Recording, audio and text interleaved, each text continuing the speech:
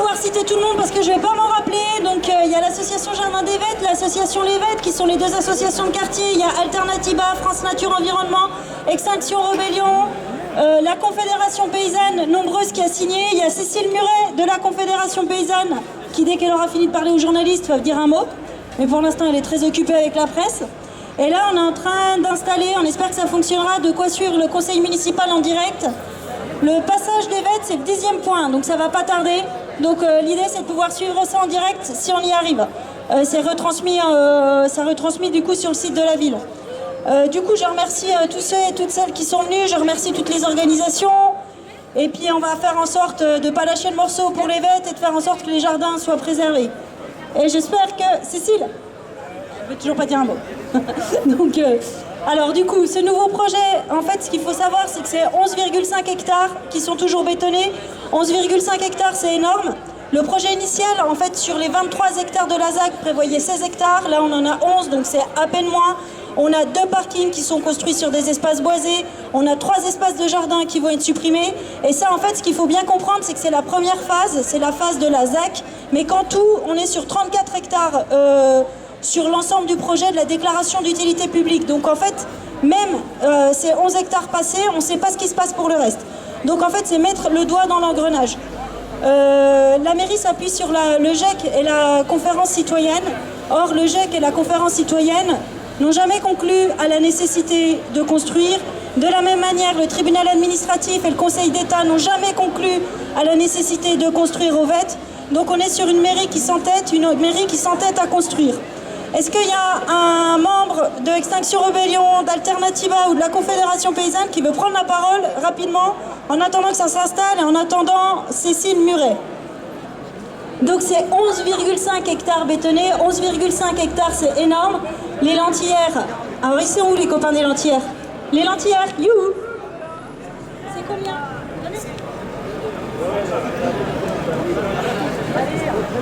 Faut les timides. Donc les lentillères, c'est combien d'espaces concernés? Qui sont menacés actuellement, c'est 3 hectares à peu près, sur les 8 hectares. Okay. Donc en fait, c'est pour vous, déjà 3 hectares, c'est énorme. Et en fait, on est quand même sur un projet qui veut bétonner 11,5 hectares actuellement, juste dans la première phase. Donc on est sur un projet qui est énorme. Et en fait, cette manifestation, elle est aussi soutenue dans le cadre des soulèvements de la terre. C'est les soulèvements de la terre. Si vous souhaitez dire quelques mots justement de ce que vous êtes et de ce que vous représentez. Donc on va pouvoir entendre le conseil municipal en direct. Est-ce que vous voulez dire un mot sur les soulèvements de la terre et sur les lentillères? Peut-être déjà on peut redonner quelques éléments sur la situation aux lentillères. Donc les lentillères, c'est cette friche maraîchère qui a été réoccupée il y a un peu plus de 10 ans maintenant dans la ville de Dijon, quoi. C'est vraiment quasiment au cœur de la ville, qui a été occupée, squattée, et puis petit à petit remise en culture, avec des projets de maraîchage, de petits jardins. C'est une zone qui est très similaire à celle des Vêtes, en termes, quand on s'y balade. Les premières fois, nous on est venus aux Vêtes, on a vraiment été épatés, étonnés par la similitude des espaces. On a été assez séduits aussi par les Vêtes, comme on avait pu être séduits quelques années auparavant par les lentillères. Et aux lentillères, on a développé tout on pourrait dire quasiment un écosystème de vie, quoi, qui se juxtapose à l'écosystème qui avait déjà. Et voilà, on a défendu ardemment ces terres pendant une dizaine d'années. Et à la fin 2019, la mairie de Dijon et son maire François Rebsamen ont fini par annoncer l'abandon du projet dans le cadre de la campagne électorale. Et voilà, on a célébré la victoire en sachant que les promesses n'engagent que ceux qui les croient. On l'a quand même cru parce que c'était une déclaration publique et qu'on sait qu'il ne va pas complètement revenir dessus. Mais pour vous donner quelques éléments plus récents, on se rend compte que là, il y a une sorte de revirement, ou en tout cas pas total, pas une volte-face, mais quand même une sorte de rétropédalage de la mairie qui tente tant bien que mal de construire malgré tout, de bétonner malgré tout, malgré toutes les, tout le contexte environnemental, climatique et l'urgence qu'on connaît. et qui, malgré l'annonce de l'abandon il y a 1 an et demi, est en train d'essayer de grignoter tranquillement quelques hectares pour finir par les bétonner. Alors voilà, on se retrouve un peu on pourrait se retrouver dans une situation assez similaire à celle d'Évette et de Besançon, dans le sens où le projet est fortement contesté. Et on a vraiment même plus l'impression qu'il faut expliquer en quoi il est absurde et vraiment plus de son temps, mais on voit que quand même on a face à nous des élus qui s'entêtent. Un peu toutes ces thématiques qui va développer. Et voilà, alors du coup on est venu à quelques-uns ce soir pour réaffirmer le soutien qu'on avait déjà affirmé en mars dernier à travers lors de la manifestation. On voulait aussi redire qu'on allait être vigilant de notre côté, qu'on reviendra en plus grand nombre si vraiment la mairie s'entête, et que aussi on vous invite à venir nous soutenir et à maintenir la vigilance et tous les moyens de pression qu'on peut imaginer face à ces politiques qui s'entêtent. Encore une fois, nous, la défense du quartier, elle est passée aussi par des occupations de terrain, par l'installation de maraîchers, de maraîchères sur des terres complètement squattées. Voilà, on sait que c'est des pratiques qui peuvent fonctionner, qui les mettent un peu au pied du mur aussi. Et voilà, on serait très content d'imaginer avec vous des formes d'occupation du terrain comme il y a déjà, qui permettraient voilà, de nous renforcer un peu, de vous renforcer un peu dans le rapport de force. Je ne sais pas si... bon, je pourrais donner un peu d'autres éléments, mais j'ai l'impression que c'est déjà pas mal dans le cadre là, quoi. Alors je vais reprendre la parole 30 secondes, juste pour vous dire que le conseil municipal va bientôt commencer et que Cécile Muret, un jour, va pouvoir parler, quand elle sera libérée, des journalistes qui font très bien leur travail. Et donc du coup, aussi pour vous dire que ce soir, à un autre endroit en France, Aubervilliers, on a les jardins des Vertus d'Aubervilliers qui manifestent en même temps que nous, ce soir, contre la destruction de leurs jardins, et qu'on a des liens très forts avec les Lentillères, mais aussi avec les jardins d'Aubervilliers et aussi avec les jardins de l'Engrenage. Les jardins de l'Engrenage à Dijon, je pense que certains ont vu que ça avait été détruit par la municipalité de Repsamen. Et donc cette histoire de jardin populaire, de jardin ouvrier détruit, c'est vraiment une problématique générale à l'échelle nationale. Merci beaucoup pour cette présentation. Et il y avait une intervention d'Olivier. Attends, je te donne la parole, Olivier. Eh bien, c'est chouette de voir ce beau rassemblement. J'avais dit à la presse au moins 200 personnes. Je pense qu'on y est au moins 200 personnes. Ce soir, c'est la suite du mouvement des soulèvements de la Terre qui a commencé à Besançon le 27 mars et qui continue son chemin un peu partout en France. Et avec une résonance internationale, j'ai les 2 drapeaux sur mes épaules, la Confédération paysanne et la Via Campesina, réunion et Fédération internationale des petits paysans. Et l'accaparement de terre, ça traverse tous les territoires au niveau international. Quand on consomme du poulet chez nous, on consomme des terres à soja en Amérique du Sud, par exemple. Les soulèvements de la terre, c'est un truc assez magique.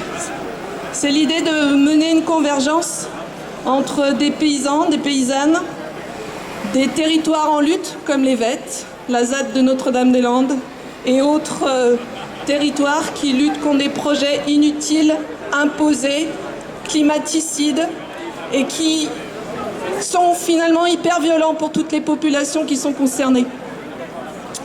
Alors quel défi? On travaille sur l'extractivisme. Je salue Extinction Rébellion qui a fait une action formidable et tellement courageuse d'avoir bloqué les usines Lafarge. Je vous invite à aller voir les images sur le site des soulèvements de la Terre. C'était magnifique ce qu'ils ont fait. Par exemple, ailleurs, on lutte contre des projets inutiles et imposés de contournement de route, des jardins des Vettes à Besançon. La lutte aussi contre l'industrie agroalimentaire qui finalement transforme notre alimentation et notre avenir en quelque chose de non viable. Donc on s'attaquera à Monsanto par exemple. On s'attaquera aussi aux accapareurs qui conquiert nos terres agricoles et qui risque de nous déposséder finalement de nos capacités à nous nourrir. Ce soir, on est là pour réaffirmer auprès du conseil municipal, réuni, je suppose, derrière nous, qui débat. On espère qu'il débat, puisque c'est assez cocasse que la municipalité ait annoncé en fait ses annonces publiquement avant qu'il y ait eu le débat en conseil municipal. Alors, depuis fort longtemps, en fait, en France, il y a des lois qui rappellent qu'avant tout projet, on doit d'abord penser l'évitement du projet. C'est la première chose. Et en fait, depuis 1976, jamais on pense l'évitement du projet. Qu'est-ce qu'on pourrait faire autrement pour ici construire un écoquartier? Un écoquartier tellement cocasse.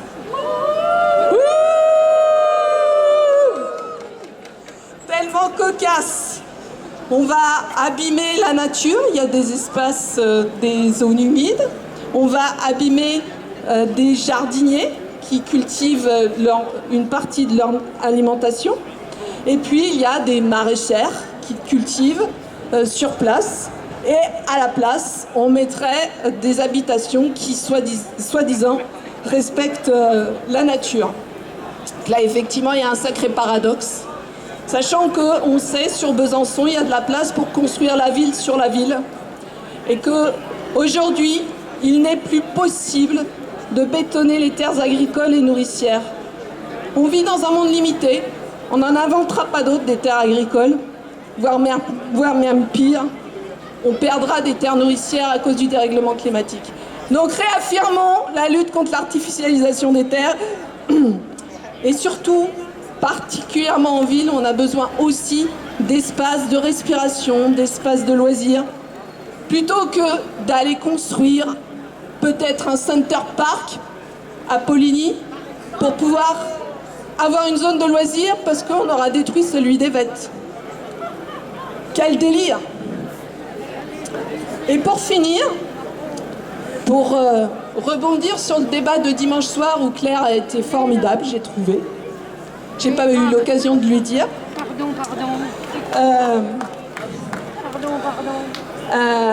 L'adjoint au maire, finalement, on a l'impression que la municipalité elle est coincée avec ses 12 millions d'euros. C'est-à-dire que le bétonneur, si la commune aujourd'hui dit on arrête le projet, il faudra raquer 12 millions d'euros auprès du bétonneur. C'est un peu du chantage. Enfin, c'est plus qu'un peu du chantage. Mais ce qui est fou, en fait, dans cette histoire, c'est un déni de démocratie. C'est-à-dire que la population, globalement, après les consultations, elle est contre la mise en place de ce projet. Et là, on a un bétonneur, un financier, qui finalement mène la loi et écrase la démocratie.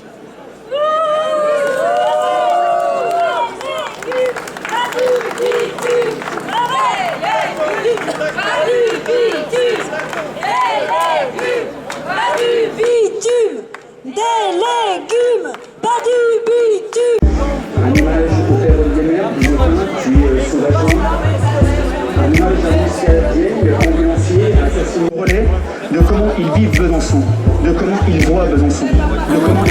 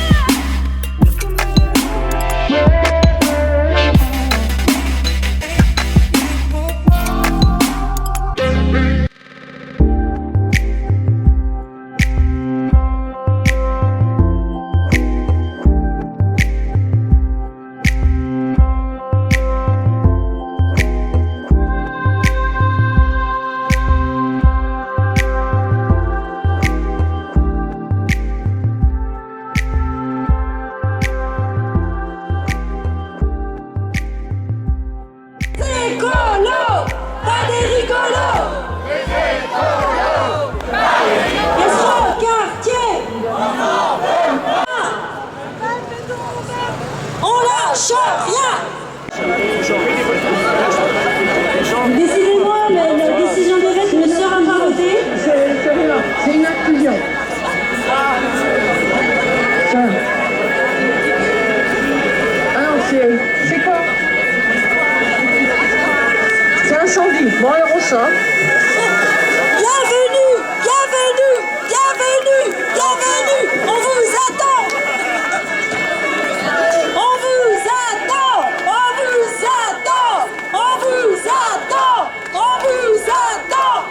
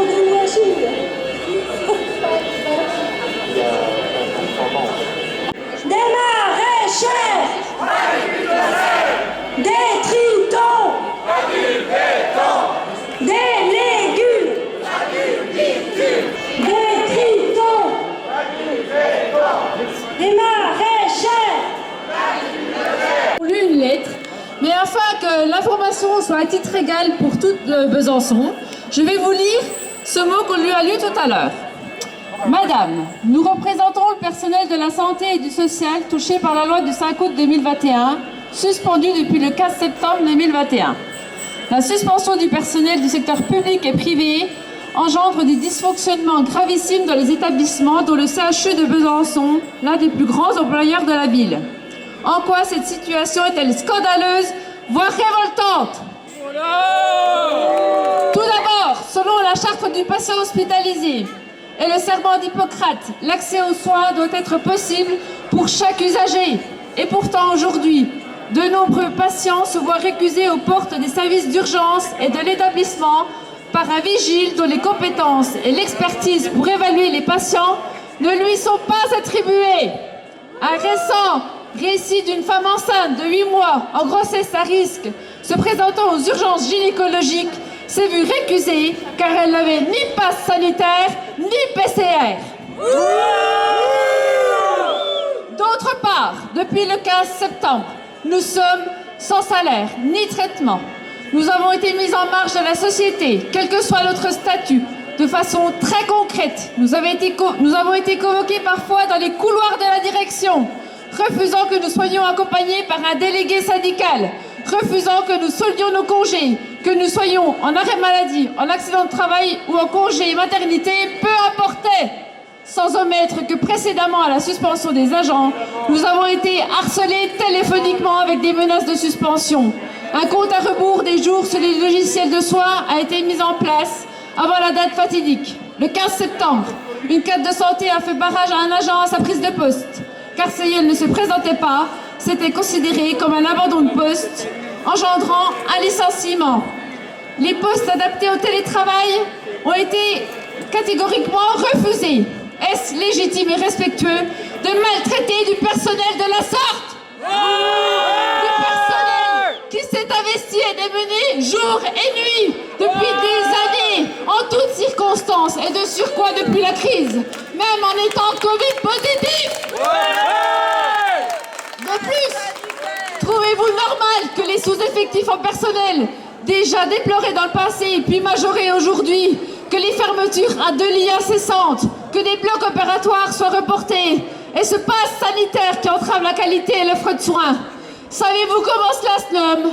Cela se nomme la mise en danger de la vie d'autrui, madame.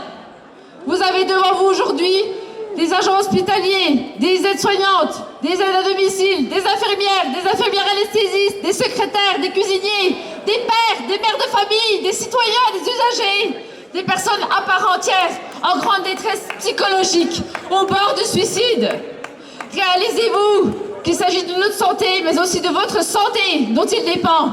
Pouvez-vous cautionner toutes ces injustices, toutes ces discriminations et y rester totalement indifférent et inréactif? Comment ne pas comment ne pas être choqué par ces ignominies? C'est pourquoi nous estimons que cette situation est intolérable et doit cesser immédiatement.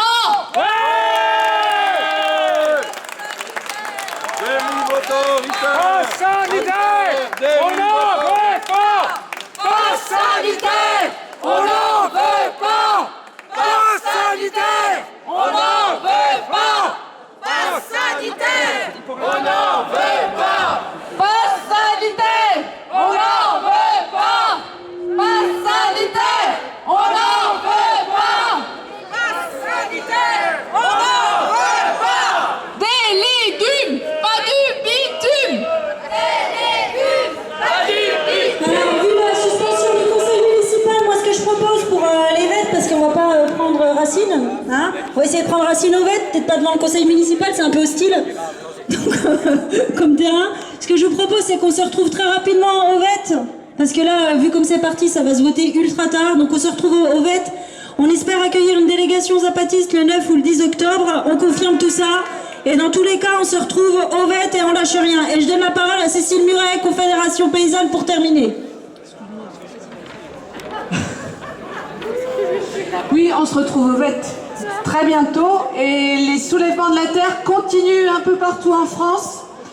On a programmé quelque chose pas très loin de Besançon. Ça se passera le 15 janvier et ce sera une reprise de terre dans le Jura. On vous attend très nombreuses.